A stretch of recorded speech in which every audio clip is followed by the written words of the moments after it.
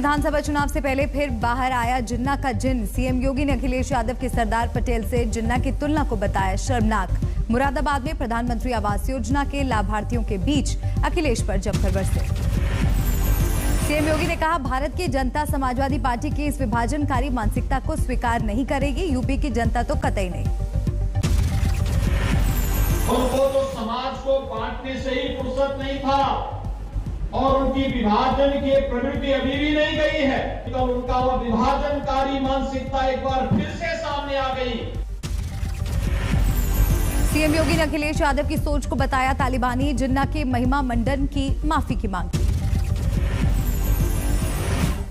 CM योगी बोले, सरदार पटेल को आजाद भारत को अखंड भारत में बदलने का श्रेय है। एक भारत श्रेष्ठ भारत पीएम मोदी का सपना।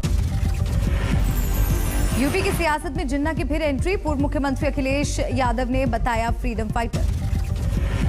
हरदोई में अखिलेश ने जिन्ना की शान में पढ़े कसीदे। महात्मा गांधी, जवाहरलाल नेहरू और पटेल से की जिन्ना की तुलना। सरदार पटेल जी,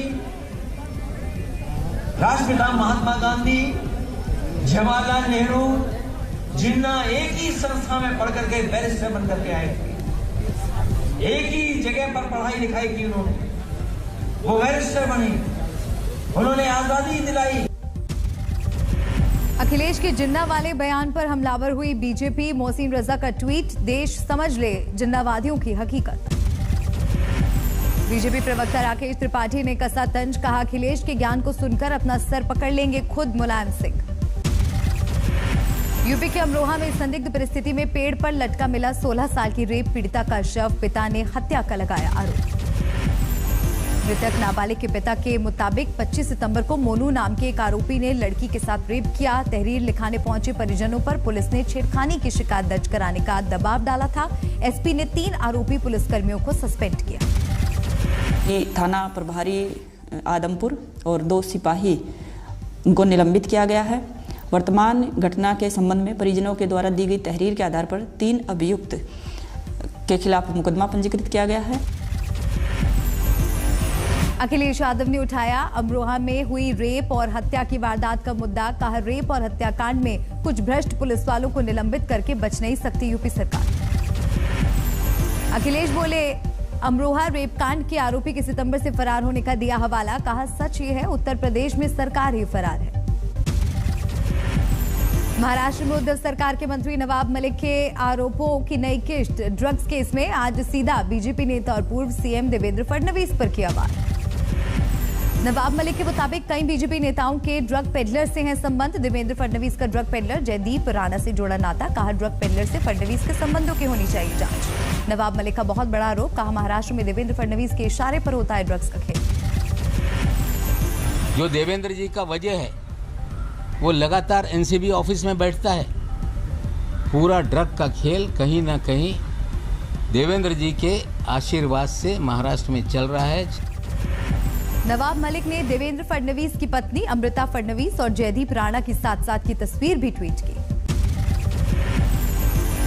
मंत्री नवाब मलिक ने प्रदीप गाबा को बताया महाराष्ट्र में ड्रग्स के धंधे का बड़ा किरदार। किया सवाल, बड़े बड़े ड्रग पेडलर क्यों और कैसे छोड़ दिए जाते हैं।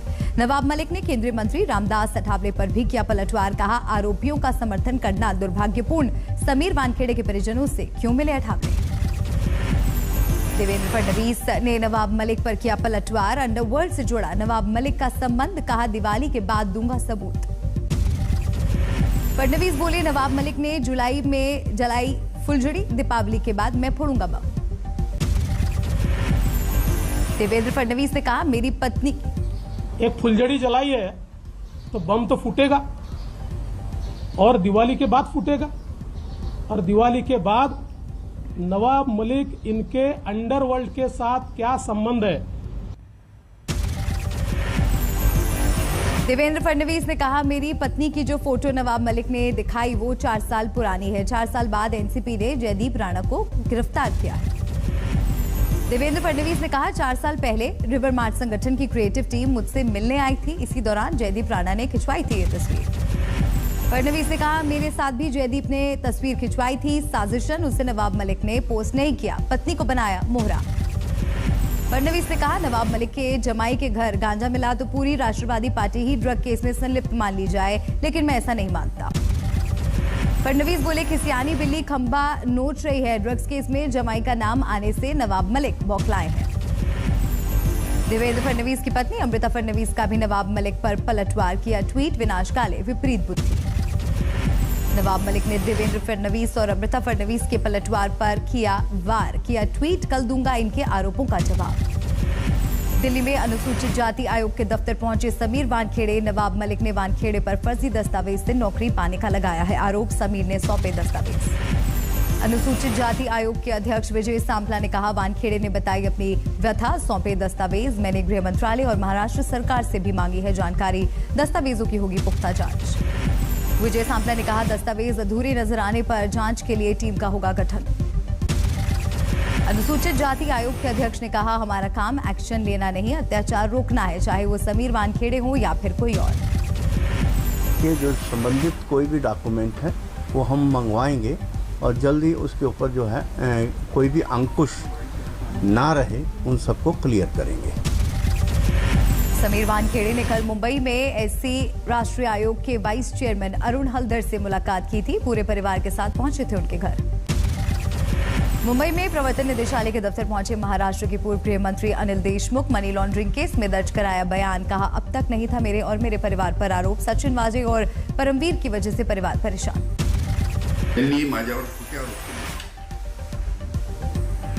ज्या परमवीर सिंगांनी माझ्यावर आरोप केले ते परमवीर सिंग आज कुठे आहेत? 19 महीने बाद आज से खुल गए दिल्ली के स्कूल, नर्सरी से लेकर 8वीं तक की कक्षाएं आज गुलजार। दिल्ली में सुबह स्कूल पहुंचे छात्रों को सबसे पहले सिखाया गया सेहत का सबक, व्यायाम पर दिया जा रहा है जोर। दिल्ली के राजनिवास मार्ग पर बने राजकीय प्रतिभा विकास विद्यालय में दिखी हैरान करने वाली तस्वीर, मास्क में नजर आए सभी बच्चे, लेकिन बिना मास्क के बच्चों को हिदायत देता दिखा एक शिक्षक। डीडीएमए ने 8वीं तक की क्लास के लिए जारी की गाइडलाइन, एक क्लास में 50% छात्रों को बिठाने की इजाजत। स्कूलों को डीडीएमए की सख्त हिदायत, किसी भी छात्र को स्कूल आने के लिए मजबूर नहीं किया जाए।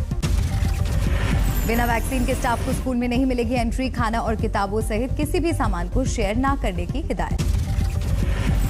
आज से केरल में भी स्कूलों में पढ़ाई शुरू, कोविड नियमों को लेकर बच्चों को जागरूक करेंगे शिक्षक।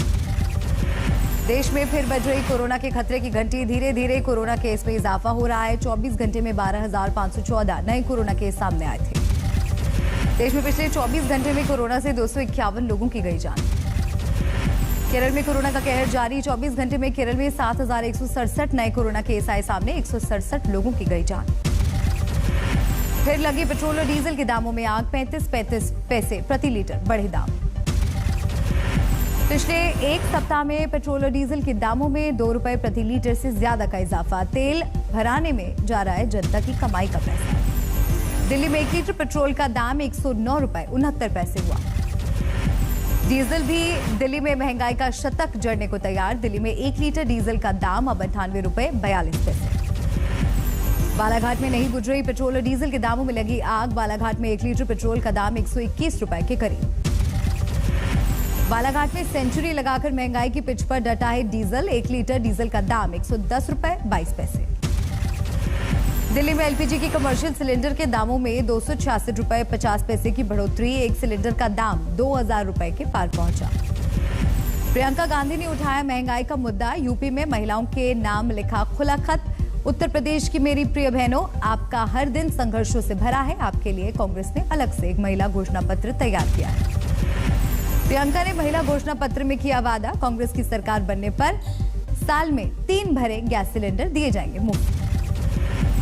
कांग्रेस की महिला घोषणा पत्र में सरकारी बसों में महिलाओं की मुफ्त यात्रा का वादा, आंगनबाड़ी और आशा कार्यकर्ताओं को हर महीने 10,000 रुपए वेतन का वादा। कांग्रेस ने महिला घोषणा पत्र में छात्राओं को स्मार्टफोन और स्कूटी का भी वादा किया। कांग्रेस के महिला घोषणा पत्र में नए सरकारी पदों पर 40% महिलाओं की नियुक्ति का भी वादा, आरक्षण के प्रावधानों के मुताबिक होगी नियुक्ति। बुजुर्ग महिलाओं को प्रियंका का तोहफा, कांग्रेस के महिला घोषणा पत्र में 1,000 रुपए प्रतिमाह वृद्धा और विधवा पेंशन का वादा। प्रियंका गांधी यूपी में टिकट वितरण में पहले ही 40% महिलाओं को टिकट देने का कर चुकी है ऐलान। यूपी के लिए प्रियंका ने दिया नया चुनावी नारा, लड़की हूं लड़ सकती हूं नारे के जरिए कांग्रेस ने महिला सशक्तिकरण पर दिया जोर। G20 समिट के बाद अब COP26 जलवायु शिखर सम्मेलन में गूंजेगा नमो मंत्र। हिंदी में होगा पीएम मोदी का भाषण। ग्लासगो पहुंचे प्रधानमंत्री। जलवायु परिवर्तन की वजह से भारत में होने वाले नुकसान के मद्देनजर अहम है पीएम का ग्लासगो दौरा। भारत पर टिकी हैं दुनिया की नजरें। कई अहम मुद्दों पर ब्रिटेन के प्रधानमंत्री बोरिस जॉनसन से भी पीएम मोदी करेंगे बात। शाम को होगी द्विपक्षीय वार्ता। कैसे विश्व को अपनी जिम्मेदारियों का निर्वहन करना चाहिए और कैसे विकसित देशों को विकासशील देशों की सहायता करनी चाहिए। आज रात leaders action and solidarity event में भी हिस्सा लेंगे प्रधानमंत्री। कार्यक्रम में होगा पीएम का संबोधन। झारखंड के खूंटी में भीषण सड़क हादसे में 2 लोगों की मौत। हाईवे पर 2 ट्रकों के बीच आमने सामने हुई टक्कर। भीषण हादसे के बाद ट्रक में ही फंस गए थे दोनों ट्रक ड्राइवर। हाईवे पर गलत दिशा से आ रहा था एक ट्रक। हादसे में एक ड्राइवर ने फौरन तोड़ा दम। दूसरा ड्राइवर सीट और स्टीयरिंग के बीच बुरी तरह फंस गया। देर तक मदद की गुहार लगाता रहा लेकिन निकाला नहीं जा सका और उसकी भी मौत हो गई। अमृतसर पुलिस ने सुलझाई एक युवक की मौत की गुत्थी। आईफोन बेचने के दौरान खरीदार की बदली नियत, पैसे देने के बजाय कत्ल कर छीना था फोन। सोनीपत में रफ्तार का टूटा कहर। बेकाबू ट्रैक्टर ने 2 छात्रों को कुचला, मौके पर हुई मौत। यूपी के औरैया में समाजसेवी संगठनों ने शहीद पार्क में जलाए दीप। 5100 दीप प्रज्वलित कर शहीदों को दी श्रद्धांजलि।